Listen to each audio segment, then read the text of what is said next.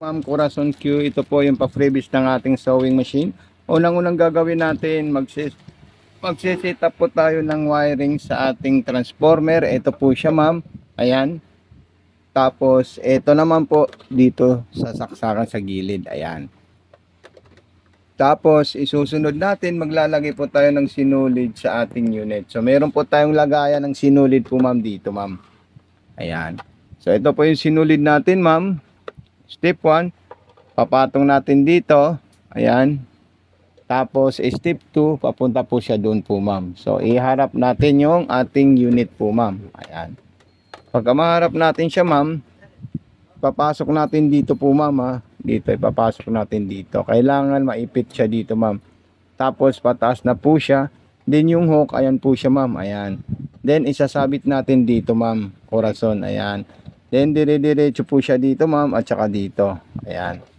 Okay, so itong unit natin, wala po siyang built-in ilaw po, ma'am. Ayan. Tapos, ipapasok natin sa butas ng karayom. Then, gagawin natin yung mga stitches design ng ating unit po, ma'am. Ayan. Okay, so naipasok ko na po straight line sa butas ng karayom. Sumunod po dyan, ma'am, hihilain natin ito. Titingnan natin yung ating bobbing. Ayan. Ito po yung ating bobbing po, ma'am. Ayan, yung tamang paglalagay po nito ma'am, depende na po siya yung ma'am kung ganito or ganito. Basta ang pinaka-importante, may pasok natin dito at ilalabas natin dito sa may bakal. Ay may ano po siya, ayan, may hiwa, ayan. Tapos, papasok natin dyan ma'am. Then, ikutin natin yung handwheel at ipitin natin itong sinulid ng galing sa karayom. Ayan, so ang dami po niyang design na pwede nyo po magawa po ma'am. Ituturo natin dito ma'am. Okay? Huwag po kayo mag-aalala po ma'am. So ayan po yung unit natin ma'am. Then maglalagay po tayo ng tela at susubukan natin yan ma'am.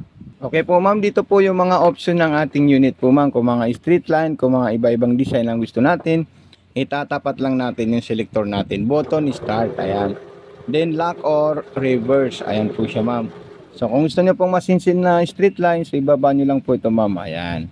So napakahusay at napakadaling gamitin po ito ma'am. Ayan. Okay, so ayan, napaka-solid po siya ma'am at napakaganda ng stitches ng ating unit. Okay, wag nyo po kalimutan ma'am, mag-message sa atin ma'am ha.